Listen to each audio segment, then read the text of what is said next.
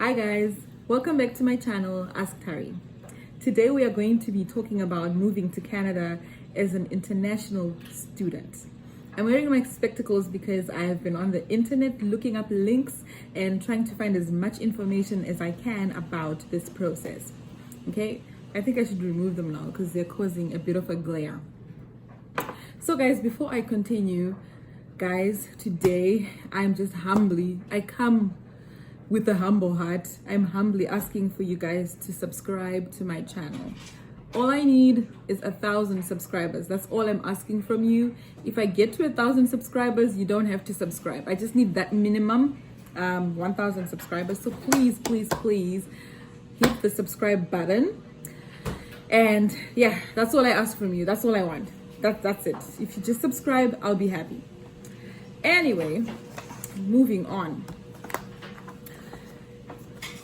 I've been doing some research the whole of today, and it seems like it's a pretty simple process. It's probably the easiest way to come here, actually, moving to Canada as an international student. So first of all, you just need to look for a designated university. A designated university is a university that is allowed to host international students, that is allowed to take in international students. So I will put in a list of designated universities in the video description. So the first thing you need is an offer of admission. You need to apply. They need to give you an offer. Oh, thank you. My housemate Lisa just came to give me a shot of alcohol. I'll have that later. Where was I? I'm distracted, sorry. Okay, I'll just take just a little sip. Right, so you get the offer of admission, right? And you need to demonstrate that you have the financial means to take care of yourself and to pay for your school fees whilst you're in Canada. That's number 2. Number 3, you obviously just need to be in good health and you need to have a clean police record. So you still do medicals and you still do the police clearance process. You need to have a valid passport and you need to be above 18 years of age, right? So what you need to do after you have all of this is to just apply for your study permit, and you can do this online. This will cost you $150, 150 Canadian dollars, right? After you apply for the study permit, then they will give you what is called a letter of introduction, right? This letter of introduction is what you are going to use when you come and you land into Canada. It's a lot like the landing papers that you get for PR, but in the case of a student, you will have a letter of introduction, right? So here's one perk I like about the study permit here. You'll be allowed to work, right? But of course, as a student, you cannot work full-time. You have to work part-time. So you cannot work a 40-hour week. It will probably be 20 hours in a week that you'll be allowed to work. But still, that's a lot, right? You can still manage to get a job on campus or off campus, and you can work and get some extra income. If you have talents like skills, if you know how to do hair, if you know how to do nails, you can do that in your spare time and you can make a bit of money. So that's the good thing about here. You find that to get your hair done in Canada, it can cost you over $100. So if you've got that skill and you're a student, you can make a lot of money in your free time doing hair, nails, learn a skill, learn something that you can, that can pay you when you're here. Right, we are coming to the most important question now, because a lot of people are going to be using this as a pathway to immigration, right? That's the reason why we're doing this, because I know a lot of you are already educated, but you want to find easier means to come to Canada, right? So the question is, can I extend my stay after graduation? And the answer is a big yes. Yes. You can extend your work permit, your study permit, then convert it into a work permit, or you can just apply for permanent residence.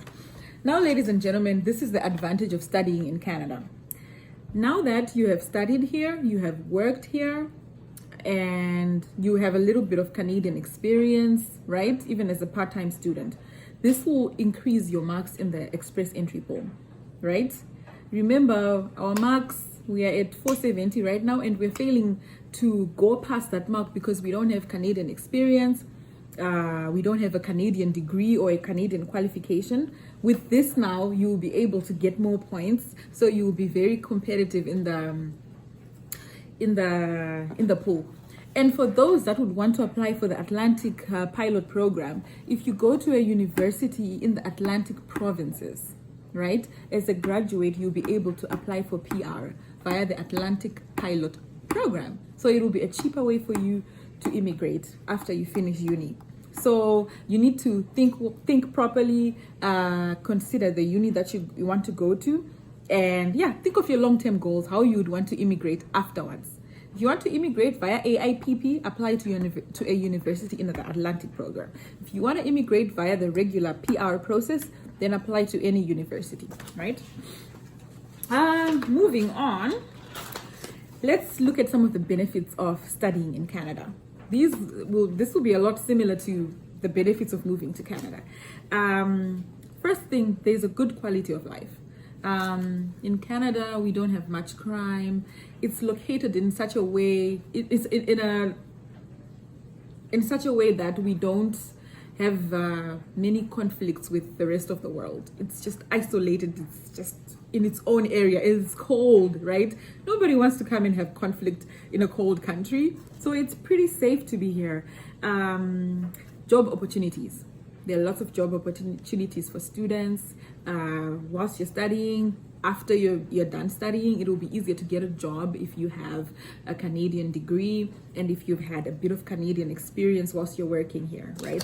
And the fourth one, we've already spoken about it. Third or fourth, we've already spoken about it. It's a pathway to immigration, right? And the fourth one is the high standard of education. Of the top 200 universities in the world, Canada has 7 in that list, if I'm not mistaken. I read that somewhere. So yes, guys, that's all there is to it about moving to Canada as a student. So I will put in the links. There's a link here for designated learning institutions. I will put this. I will also put a list of the universities in Canada by province. Universities by cities, sorry. Universities in Vancouver, universities in Toronto. I'll just put in a lot of information that you will find useful for this.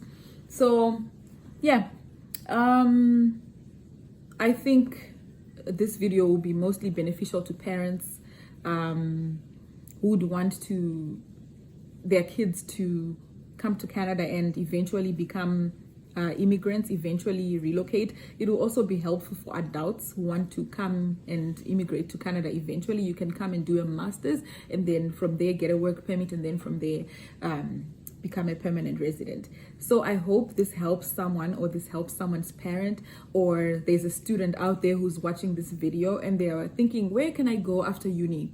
After high school, I'm sorry. Where can I go after high school? Well, come to Canada, man, because after this, you'll be able to get your permanent resident. You don't have to wait 10, 20 years to become a citizen. You do your permanent resident after residency, after 3 years, you're applying for your citizenship, and bam, the world is your oyster. If you want to move after that, it's up to you.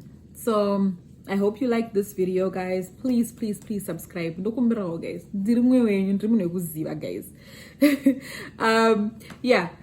If you want to contact me, please you can email me. I've put my email in the description as well. I'm not available on Twitter right now. It's I'll be available early April, thereabouts. That's when I'll be back on Twitter. So yeah, but I do have an email which I put also on my Twitter handle should you happen to pass through. If you pass through, please follow me as well, because I'll be posting some updates on Twitter as well. Yeah, I think that's it. Right now I have to go back to my email and reply all these emails that have been coming into my inbox. I'm very sorry if I haven't replied to you yet. It's been I think it's about the time differences, and it's been quite a long day. After work I went to mass. It's Ash Wednesday, that's why I'm ashy on my forehead. It was nice, it was blessed. Yeah, so thank you guys. I'll see you next time. Bye bye.